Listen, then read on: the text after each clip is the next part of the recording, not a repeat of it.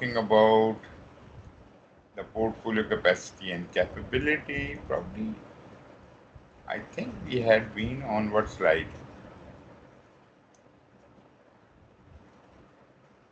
Can you hear me? Sorry, yeah, I was on mute. Sorry. Yep. Okay. I think we have gone through this slide. Yeah, this also. Yeah. Okay. Capacity management. This was a slide we had to talk about. Okay. Capacity management is one of the most complex and critical areas within the portfolio management. You see, when we talk about capacity, from the individual perspective, that is easy to understand. How much load can you take? How much work can you do? But when it comes to the portfolio management, it becomes a very complex ordeal, because you see, you have to, you know, ensure that there are so many initiatives going on around you in the portfolio, and how to, keep up to speed while doing the most useful work, right? So you have a limited capacity. You have, for example, limited funding available. You can't undertake all good initiatives at the same time.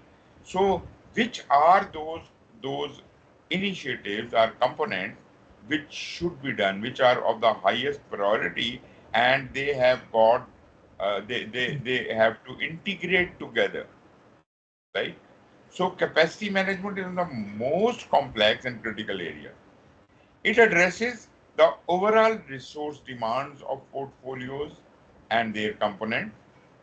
You see, we can't start many components which are heavy on demand. Naturally, we don't have that kind of funding available. We can't start everything together. So we have to balance it out somehow, that the heavy resource demanding uh, components and the less heavier ones, they somehow can work together. Capacity in the is the organization's ability to fulfill aggregate resource demand, because we have got limited resources in an organization. We cannot go beyond the call of the duty. Naturally, whatever resources are available, we have to work within those constraints. So, uh, fulfill aggregate resource demand for successfully executing a planned portfolio of initiatives. An organization's capacity or resource needs for portfolio execution occur primarily across four major categories. Human capital is one thing. Uh, the people uh, required to do the job, are they available? Financial capital, how much money can we spend at a specific point in the life of the organization? You know, Maybe there are a lot many operations and other things going on in the organization, and for this portfolio, they have got limited funding, and within the limited funding, only a couple of components can be started, and they must be of the highest priority item, and they must have integration amongst themselves as well. They should work together. They should be able to work together well. Then we have got assets, availability of physical assets such as machinery, office space, factory sites, etc. You might have had situations where, for example, in a construction project, you have got only one crane. So, uh, if it is committed full time on one project, no other project can take benefit of that. We have to find ways of using these critical resources uh, most efficiently, right? You see, these machinery are very expensive. We can't let it sit idle, because then it is going to be eating up funds for maintenance and all, and still it is getting older. So we have to orchestrate the whole thing in such a manner that machinery is always committed somewhere, right? And Yeah. we have to prioritize in such a manner that we can make best use of that. Then we have got the intellectual capital, and that is normally, um, I would say, number one is the people, and then we have got patents, copyrights, what we can capitalize on those things. So these are the four kinds of um, four categories in which we can uh, do our capacity management: human capital, financial assets, and intellectual capital. Each of these resource categories require thorough planning. Separately, if you look at them individually, human capital planning the human resource is a job of the whole department. Human resource department looks after that. On for the portfolio, it has to be given very close thinking. Financial capital, availability of funds. Naturally, finance department is set up for those kinds of things. So within the portfolio, we should have uh, expertise and availability of such funding. Assets, which machineries, which office spaces, which factory sites are to be best utilized. No, this is a subject of operational management or operational research. How best to utilize existing resources and how to optimize them. Then is the intellectual capital. So all of this has to be, collated very carefully. Ratio and relevance depend on the industry and portfolio mix. Portfolio mix is what components are currently happening. That is your current portfolio mix. Naturally, after some time, there would be a different set of components would be going on. So, what is your portfolio mix?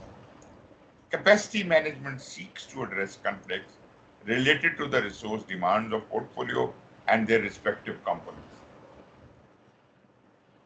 It helps identify what resources are needed, how many are needed, and when resources are needed to support the portfolio. So we have to plan very meticulously, including ongoing optimizations to maximize utilization and minimize conflict. So this is not only in one area you are fighting for optimization, you're fighting for maximum utilization, you're fighting for minimizing the conflict. So all these three things could have different demands. What aspects of resource capacity management are further elaborated by capability management? Now you see, we are talking about the capacity here, but when it comes to capability, they have to be collaborated, they have to interact, and because they have to balance out. And capability addresses the attribute and competencies and skills associated with the resources. So you can see in capacity, we were more concerned about the demand, balancing, things like that. But when it comes to capability, it is attributes, competencies, and skills. Outside of resource capability, other critical organizational capabilities should consider which resources directly contribute to successful portfolio execution. So we have to look at these portfolio level factors also. Capacity management for portfolios involve methodically developing an overall profile of portfolio resource demands and the available supply of resources. Demand and supply. What resources are required, when they are required, how they are going to be supplied, analyzing and aligning supply of resources to the portfolio needs, measuring the monitoring resource demand, supply, and throughout the portfolio execution, and executing changes as needed.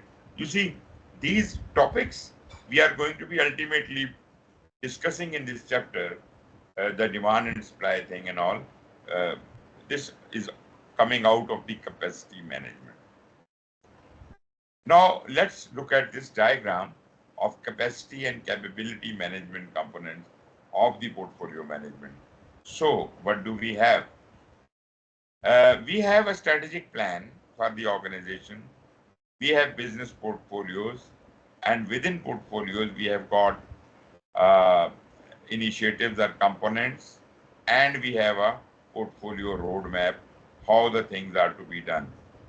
So once the portfolio is executed, what is the role of capacity and capability management? How does it bridge the strategic intent to ultimate value realization? If you look at the end, you see we have got business results coming out at the end of the portfolio or throughout the life of the portfolio, and value realization happening, right? But to make it sure that that plan does work, we have to manage between the capacity and the capability. As far as the capacity management is concerned, we have to do the capacity planning, demand management, demand optimization, and then reporting and analytics. On the other hand, the capability, the skills and all, we have to assess the capabilities of our existing resources. We have to build new capabilities, maybe provide training or skills to people who are already working on various things. And then we have to sustain existing capabilities. You have provided a specific training to a group of people, and that was good enough for one project, but after that, that skill is never required. That was not a good decision. You should not have gone for that capability, which is not not repeatedly used. Why did you build this capability if it was not to sustain? So sustain your existing capabilities. Maybe by taking on such components or such projects in future which could use that, and then naturally reporting and analytics, and in between capability and capacity management, we have to have a very intricate balance to optimize.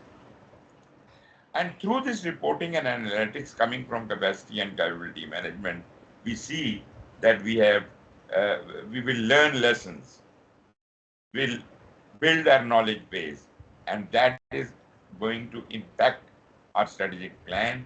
And if strategic plan changes due to this new knowledge and all, maybe our business priorities are changed, maybe our portfolio of initiative will change, our portfolio roadmap will change.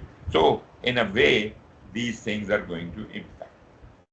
This is the whole big picture of capacity and capability management.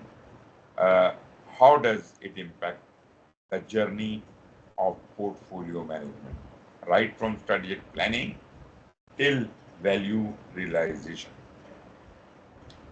I hope this is quite self-explanatory. Yes. Yes. Yes. Okay. So in capacity management, we need to do capacity planning. What does that mean? This entails forecasting of resource demands and the available supply of resources for portfolio execution. We are trying to forecast of how much resources will we require and what are the existing available resources, and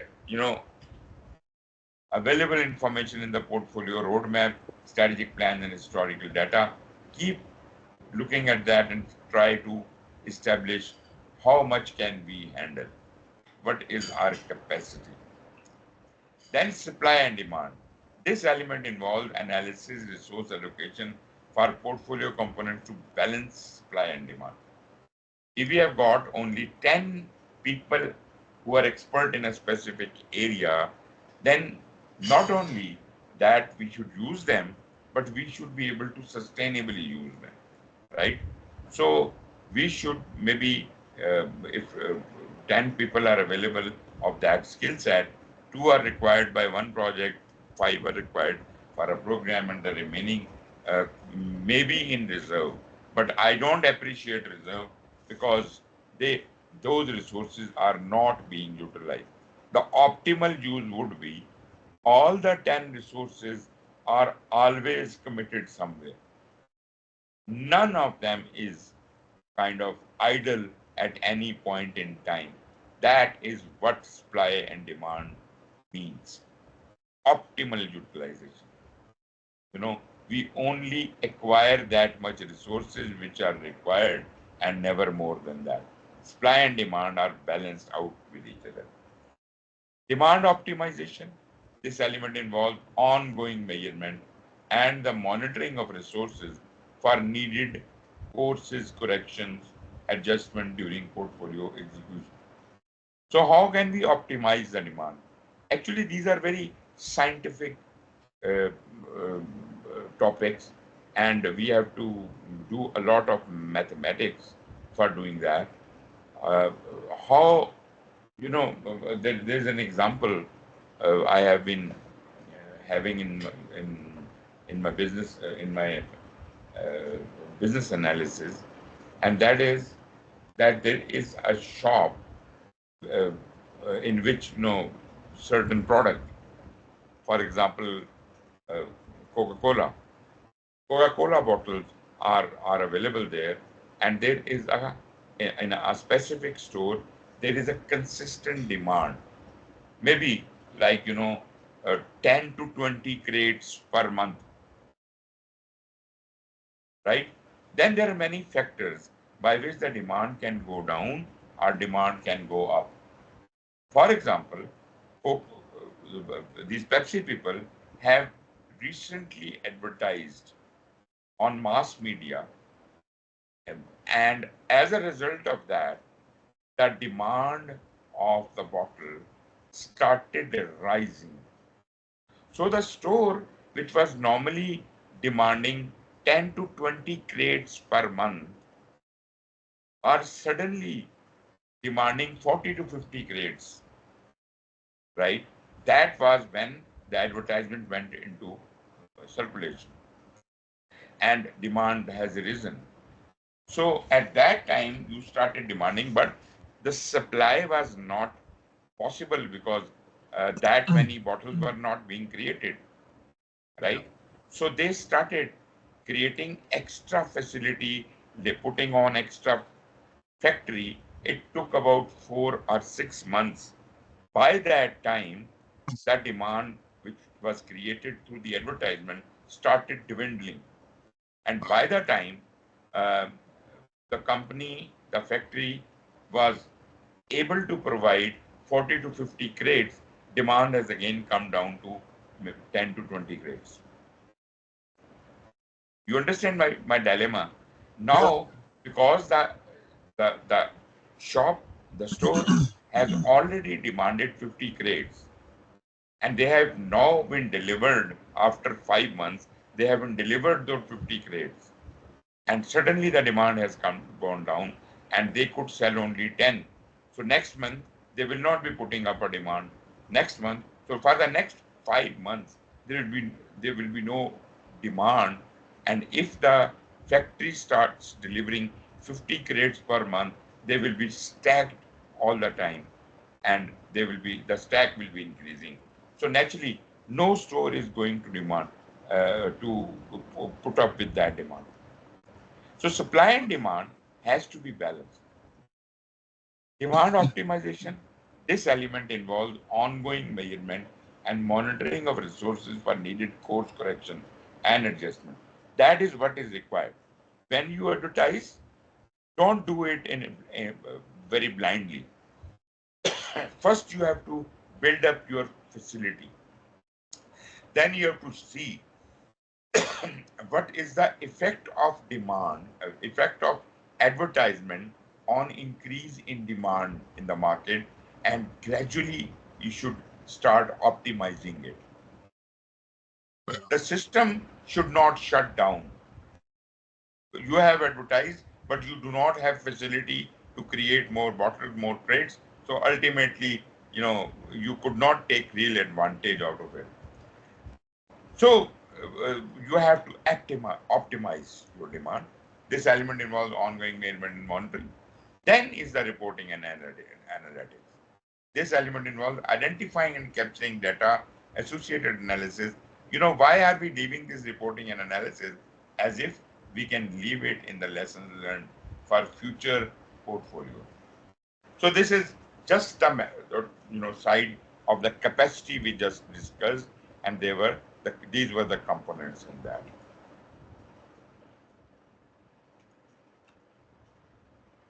Yeah. Capacity planning allows for understanding of resource needs by measuring portfolio component against the available capacity. I have already discussed with example how does this happen. What is your available capacity? What is, you have to keep a measurement on. You have to see what will be the impact of new demand and how are you going to capture that. From the portfolio perspective, overall demand and available supply should be identified and compiled as an overall supply and demand profile for resource analysis and allocation. Throughout the life of your portfolio, you should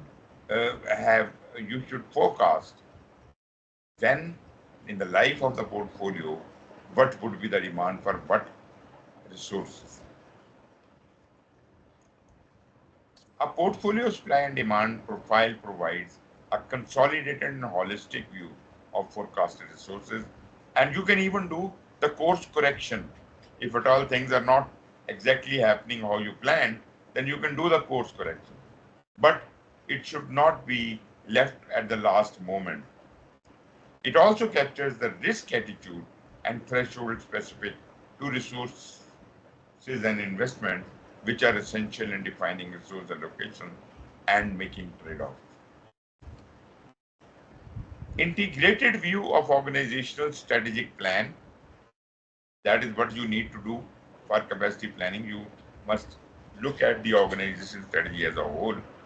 Risk management, all the risk management, all the relevant organizational process assets, portfolio process assets, enterprise environmental factors, all of these things should be very intricately looked into in developing an aggregate and comprehensive forecast of demand. Aggregate supply and demand profile highlights the resource capacity, how much resources can be available, in terms of human, financial, asset, and intellectual dimension, all included. And it provides valuable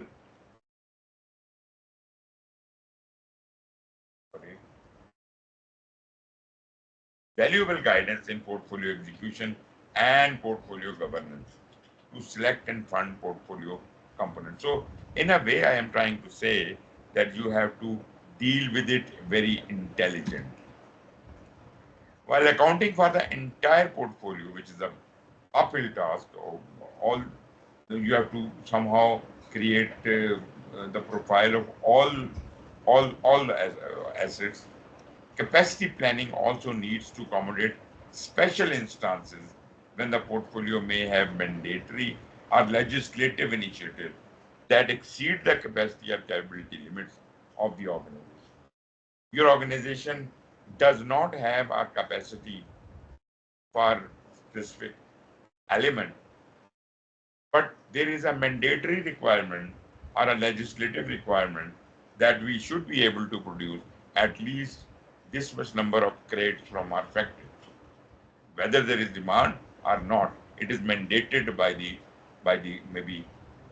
government that if you have a factory, you have set up a factory, you must be delivering this much load per day, right?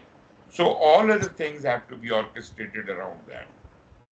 Depending on the organization's risk profile, capacity planning may have contingency reserve for unplanned portfolio components that may come up during business cycles. The overall portfolio supply and demand profile derived through capacity planning provides a consolidated and holistic view of supply and demand. You can physically see what you need and what you have. You can, you know, big up, look at a big picture. It helps define the resource allocations and trade-off criteria for ranking, prioritization, and selecting profile components. So when you're selecting the components of the portfolio, you should take into account supply and demand as well. As far as the supply and demand is concerned, it involves analysis and resource allocations for portfolio components. So when we are trying to identify the right portfolio component, so we have to, at that time, we have to balance our supply and demand. The alignment between overall supply and demand begins with thorough analysis to support resource allocation for portfolio companies. This analysis provides a critical decision framework to be utilized for resource allocation during when the portfolio is being selected, authorized, or funded. Supply and demand profile provides foundational information for the needed capacity and capability analysis, because when you're planning things down, that is when the base is formed, foundation is formed. This is foundational information about the capacity and capability analysis, and that would be a lot helpful in when the portfolio is being run. Capacity and capability analysis is essential for studying the capability of resources like skill sets, matching them with the portfolio component objectives and goals, and translating the capability into capacity that can meet the portfolio demand. Supply and demand, we have to analyze it, and this supply and demand analysis is performed to understand how many human, financial, asset, intellectual capital are required, what is the capital capacity and capability in each one of these heads accessible in order to select, fund, and execute portfolio company. Capability is a specific competency that enables an organization to execute components and deliver results. Capacity and capability analysis, which drives the decision criteria for the resource allocation, may include scenario analysis, quantitative as well as qualitative, and even the risk analysis. And sometimes based on that, you decide. Following the supply and demand analysis, an organization can take appropriate action based on the drivers of the portfolio. When demand is the primary driver, if demand is the primary driver, the organization needs to adjust the resource supply. When resource supply is relatively fixed, the organization needs to manage the project demand and sequence the work accordingly. Either you have to expand the work, or you have to, if you have got more resources, then maybe your project life is, you could do the whole project in less time if you are having enough number of resources available. So you have to look at the situation. It can't be true that you can overload a project with resources and do it early. Always, it's not possible. There are limitations. We say resource is always a constraint, whether it is a human resource or financial resource or whatever kind of resource. Normally, it is always constrained. There is no free lunch here. We don't have to say that the resource, there is no problem with the resources. Resources we can acquire all the time. In many cases, organizations will both adjust the resource supply and manage the project demand. So that for a very intricate and intelligent decision, both of these things have to be done. Not only the resource supply, but the management of project demand is also really very, very important. Then supply and demand allocation. How do we make these demands? How do we allocate supply and demand? A prioritized list of portfolio components is there. Decision criteria is established. Capacity and capability analysis collectively enables effective resource allocation to balance supply against the portfolio demand. If we can strike this balance, that we are going to be supplying only that much what is the demand of the day, and maybe that is a moving profile, but throughout the life of the portfolio roadmap is designed in such a way that we are always having enough supply available to fulfill the demand, because we did a very good analysis in the beginning. So allocations are no problem. The required portfolio resources should be identified according to each initiative business case or plan. As soon as any business case is created, not even approved, we should start working on that. What kind of resources, how resources may be made available. Maybe this is an approved project, but at the same time, we are unable to start it because this has gone to low priority. And an inventory of resources and capabilities is aggregated to reflect the demand. This demand is then mapped to existing organizational resources. And what are they? They could be funds, they could be tangible, intangible, and maybe human resources, such as program and project manager themselves and the subject matter expert. You see, one critical resource can hold up our initiative, right? And if it is a portfolio, then probably it is going to impact many places within the portfolio.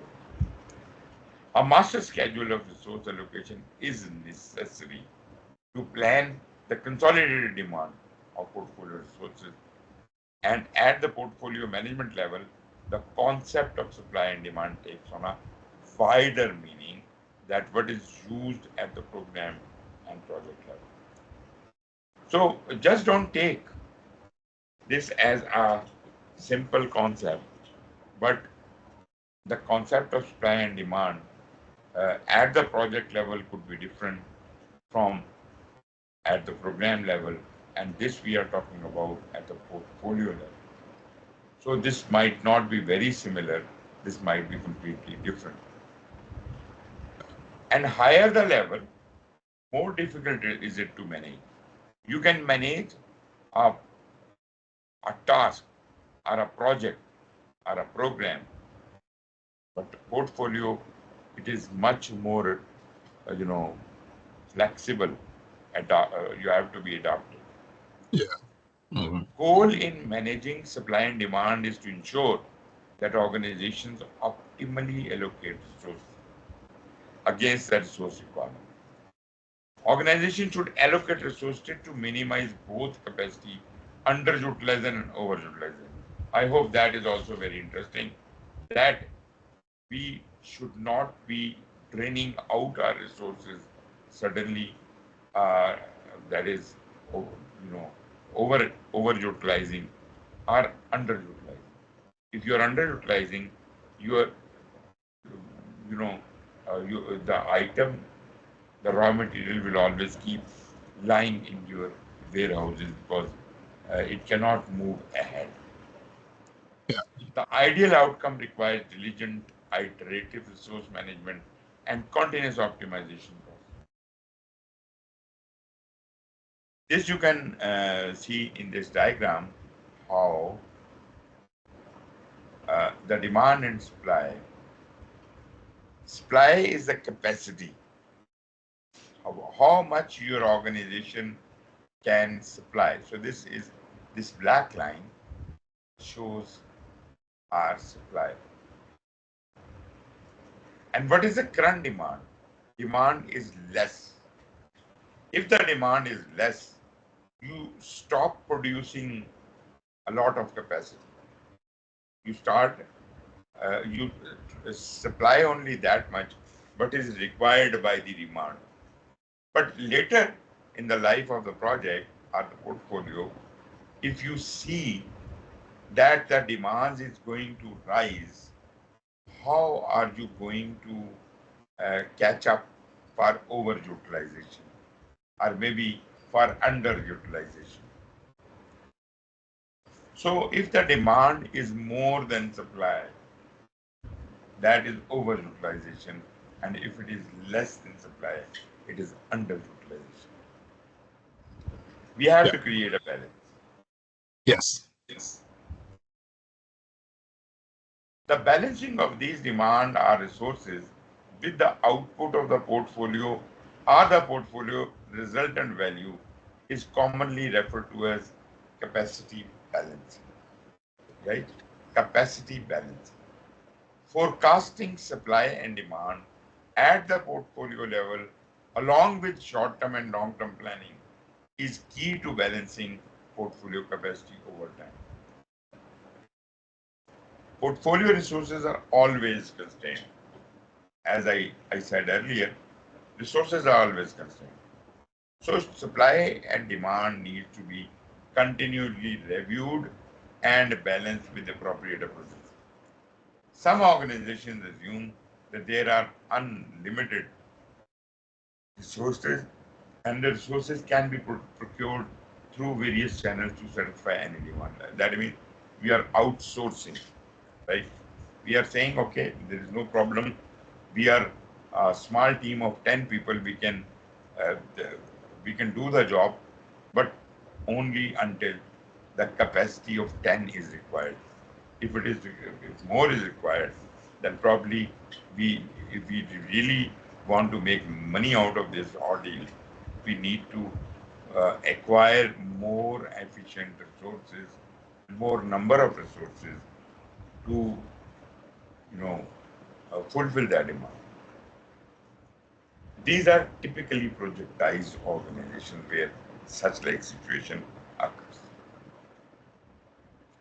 Other organizations which are not projectized, they assume resource limitation. The projectized people will always get the resources from somewhere. They can acquire, they can hire, they can outsource, they can do anything. Other organizations assume resource limitation, and based on that, they try to work within the available resources only, because resources are not unlimited. These organizations are more often functional or matrix. In functional matrix organizations, labor resources are used on both project work and operational work. And yes, there is a complex relationship between types of resource supplies, capability and productivity of human resources, even when training background and experience are similar, can vary widely. There is a magic of the personality as well. I may be a very good teacher, but if I'm not impressive, then probably another person can take on my mark. I would not like that. Labor rates can also be the guiding factor. Like labor rates are everybody is outsourcing, so people are getting the job done from Taiwan, China, and lot many other places where labor rates are low. Labor rates can vary based on skill set, experience, industry, organization structure, and physical location. Labor resources can be hired or contracted. Equipment and physical assets can be purchased. So make your own judgment whether it is suitable to buy this equipment, or maybe it is more suitable to take it on rent, because a temporary assignment only. I need a crane for 1 day only. Yeah. So get your job done in that 1 day, and later don't count on this.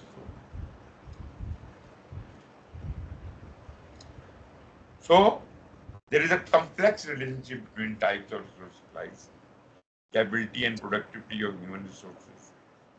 Even when training, background, experience are similar, can vary widely. Labor rates can vary based on skill set. Labor resources can be hired or contracted.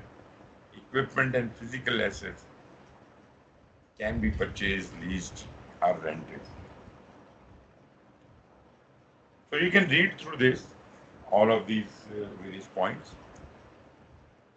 Bottleneck resources are typically those critical human resources who have an understanding of the business processes and technical or functional knowledge with the ability to translate business requirements and evaluate the impact of change.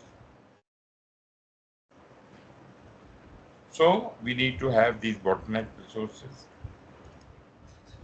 Demand for these resources need to be managed continuously to avoid poor portfolio performance. So if you are continuously monitoring what has come in, what has gone out, so you would very easily understand what is happening and how to adjust resource and supply and demand.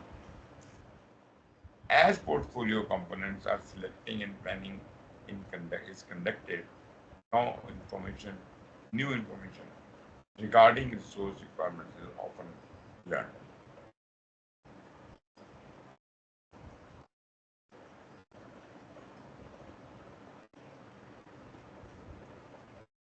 The demand for these resources needs to be managed continuously to avoid poor portfolio performance as a result of resource challenges.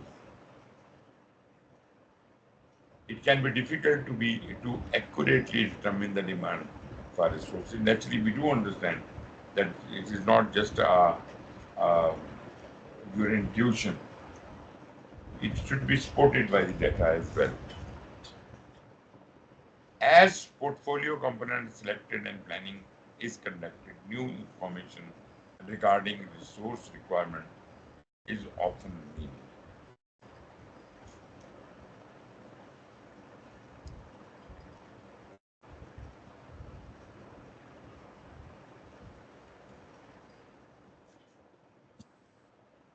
Every organization has bottleneck resources to get covered.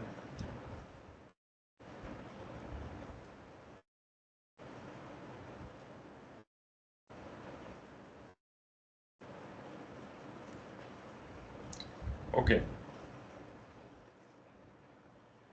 I think we should stop here and take a little break. I need to do something. Okay. Will it be all right with you?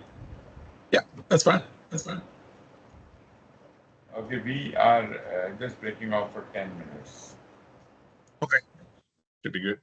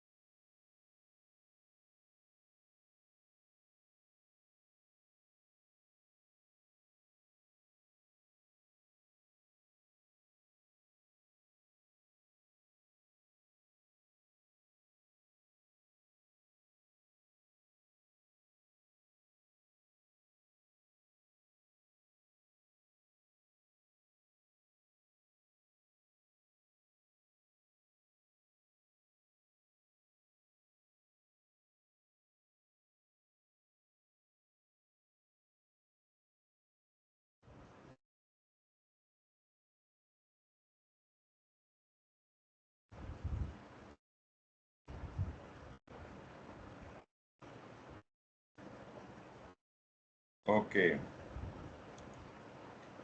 Can you see me?